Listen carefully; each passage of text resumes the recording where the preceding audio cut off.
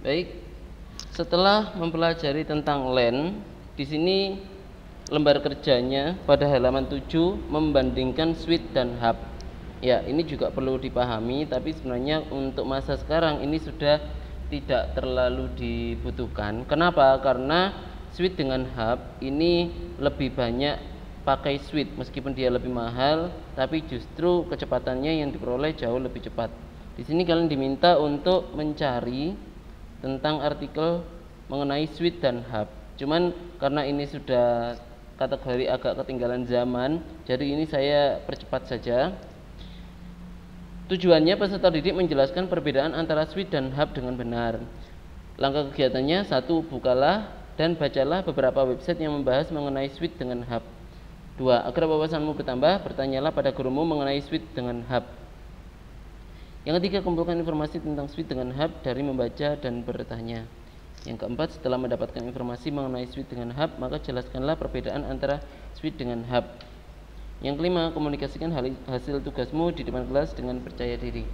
Nah, ini saya percepat saja. Kenapa? Karena switch dengan hub ini sudah sangat jauh perbedaannya, dan hub ini sudah hampir punah. Jadi yang ada itu hub itu hanya yang masih ada sisa penggunaan alat tahun lalu. Tapi biasanya kalau kantornya atau perusahaannya itu maju, biasanya sudah dibuang dan tidak dipakai untuk yang hub. Kenapa? Karena memang terlalu lambat.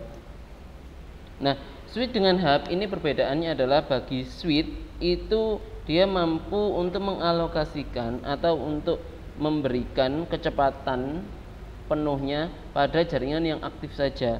Tapi kalau hub itu perbedaannya adalah dia memberikan kecepatan koneksi jaringannya itu dibagi rata, sehingga kalau ada beberapa jaringan yang dia itu aktif tapi tidak melakukan komunikasi jaringan, dia tetap dapat jatah kecepatan jaringan. Ya, tapi kalau yang aktif itu dia tetap tidak bisa naik. Itu kalau yang hub. Itulah yang menjadi kekurangan.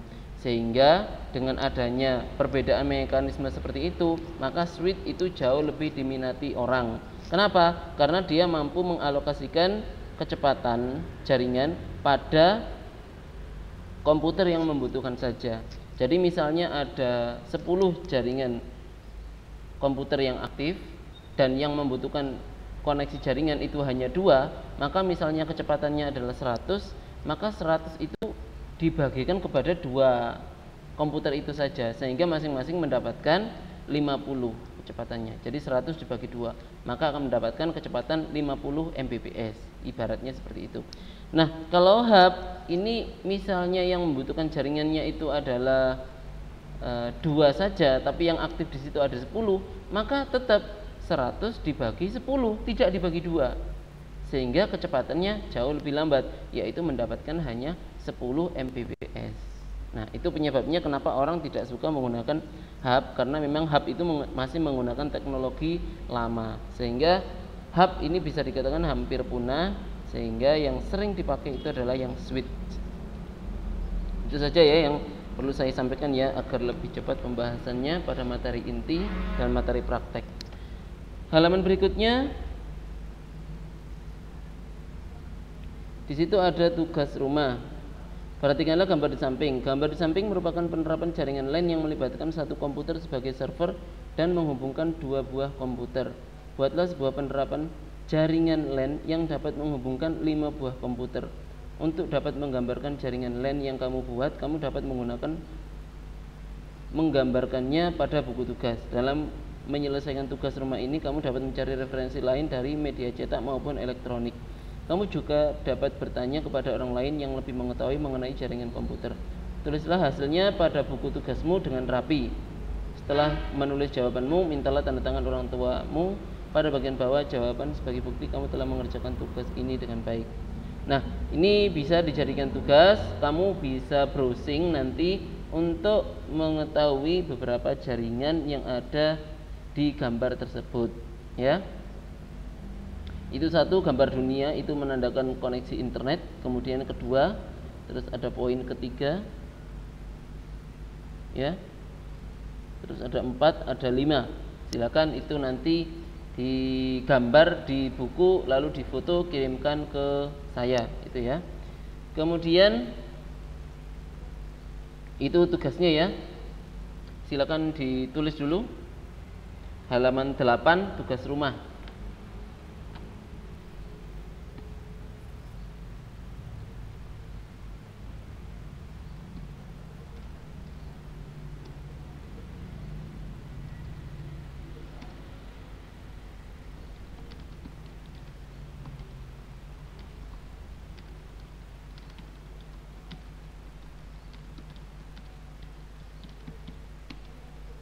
Nah itu ya, tugas rumah membuat sketsa gambar jaringan LAN.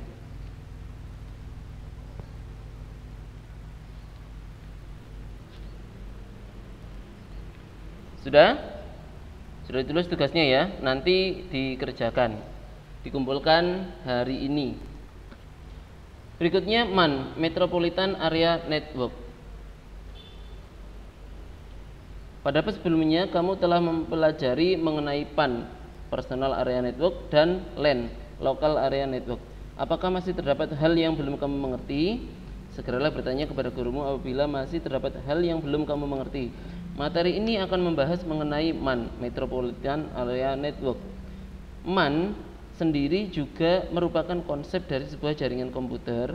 Yang membedakannya dari PAN dan LAN merupakan jangkauannya yang lebih luas. Apalagi yang membedakan MAN dengan PAN dan LAN. Untuk dapat mengetahuinya lebih jauh, pelajarilah materi di bawah ini. Tetapi sebelumnya kerjakan terlebih dahulu kegiatan 1.3 di bawah ini untuk pemahaman awal mengenai MAN. Nah itu nanti sebagai tugas juga yang bagian keempat.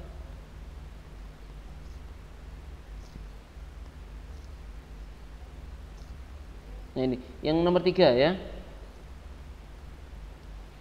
Cukup dirangkum saja, cari di internet, kemudian inti-intinya kamu rangkum. Jadi kamu mendapatkan materi lain selain dari LKS ini ya. Jadi di situ browsing di internet tentang MAN, kemudian dirangkum, gitu aja tugasnya. Rangkum MAN. Ini tugas berikutnya berarti ya.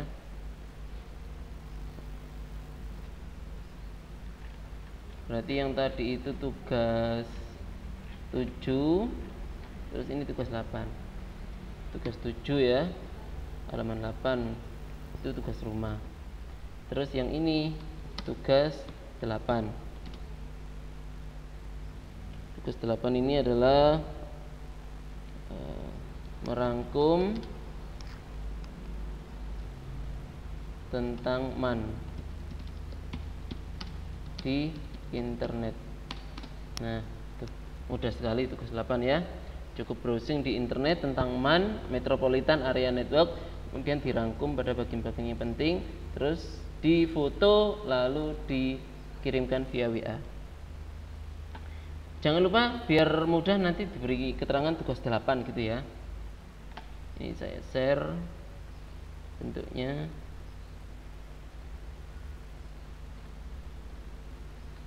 Nah, seperti itu ya. Sudah bisa dilihat ya.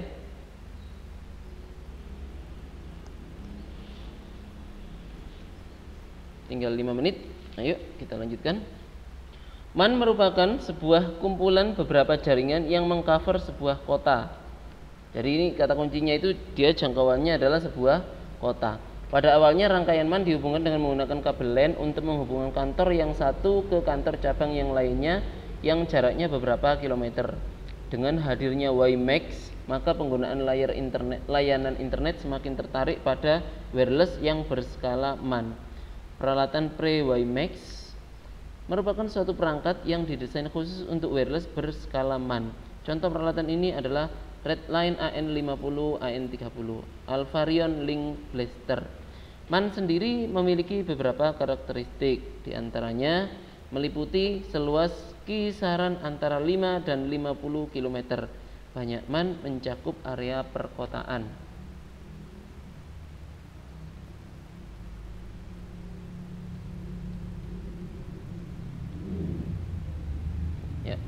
Dua, sebuah MAN seperti WAN umumnya tidak dimiliki oleh satu organisasi. MAN, komunikasi linknya dan peralatan umumnya dimiliki oleh salah satu konsorsium pengguna atau oleh penyedia layanan jaringan yang menjual layanan kepada pengguna. 3. MAN sering bertindak sebagai jaringan kecepatan tinggi untuk memungkinkan berbagi sumber daya daerah. Hal ini juga sering digunakan untuk menyediakan koneksi bersama untuk jaringan lain dengan menggunakan link ke WAN. MAN berukuran lebih besar dan biasanya memakai teknologi yang sama dengan LAN.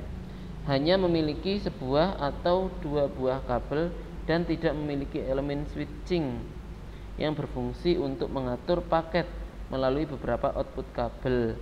Adanya elemen switching membuat rancangan menjadi lebih sederhana. Jadi MAN ini adalah jaringan Metropolitan Area Network, artinya jaringan yang terhubung dalam satu kota. Jadi kata kuncinya adalah dalam satu kota. Adapun contoh lain dengan beberapa teknologi yang menggunakan koneksi MAN seperti ATM, FDDI, dan SMDS. Berikut penjelasan tentang ATM, FDDI, dan SMDS. Jangan pusing sekarang, ini cukup didengarkan saja sejarahnya dan beberapa teknologi yang dipakai saat ini. Kita tidak sampai ke situ untuk pembahasannya dan prakteknya, jadi ini cukup diketahui saja. ATM itu Asynchronous Transfer Mode, adalah protokol jaringan sel relay yang mengenkodekan lalu lintas atau traffic data ke bentuk sel yang lebih kecil seperti 53 byte, 48 byte, dan 5 byte.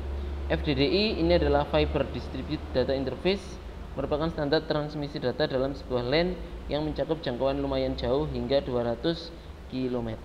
Lanjutannya bisa dibaca sendiri.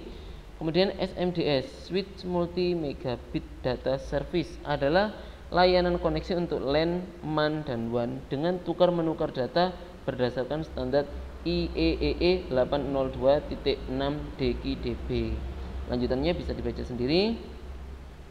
Tujuan adalah adanya jaringan MAN, yaitu membangun dan implementasi sistem jaringan mengkolaborasi antar server guna memenuhi kebutuhan internal perusahaan dan pemerintah dalam mengkomunikasikan jaringan yang dipergunakan, sehingga dapat melakukan kegiatan seperti chat, messenger, video, dan lain-lain dengan bandwidth lokal. Tapi ini beberapa jarang ya, karena sudah tercover dengan jaringan internet. Sekarang internet sudah meluas kemana-mana, sehingga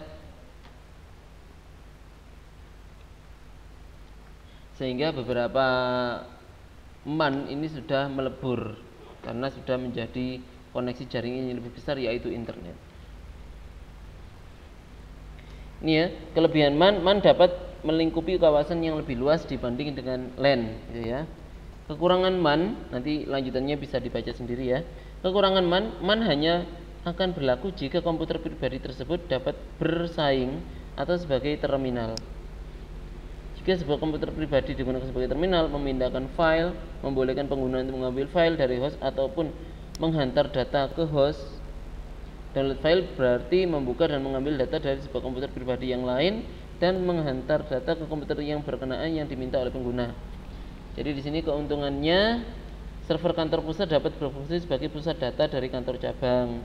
Transaksi yang real time, data di server pusat diupdate saat itu juga. Contoh ATM bank untuk wilayah nasional. Komunikasi antar kantor bisa menggunakan email, chatting, dan video conference VCon. Kayak ini ya, ini juga termasuk salah satunya VCon. Nah, di sini kerugiannya. MAN itu kerugiannya membutuhkan biaya operasional cukup mahal. Yang kedua, rumit dalam pemasangan instalasi infrastrukturnya. Jadi butuh tenaga ahli yang sangat banyak. Rumit jika terjadi trouble jaringan. Nah, ini kalau udah trouble, ini semuanya koneksinya lumpuh, tidak bisa dipakai karena memang sistem jaringannya rumit. Jadi itu yang bisa saya sampaikan, waktunya sudah habis. Cukup sekian dari saya, kurang lebihnya mohon maaf. Saya akhiri. Assalamualaikum warahmatullahi wabarakatuh. Waalaikumsalam warahmatullahi wabarakatuh.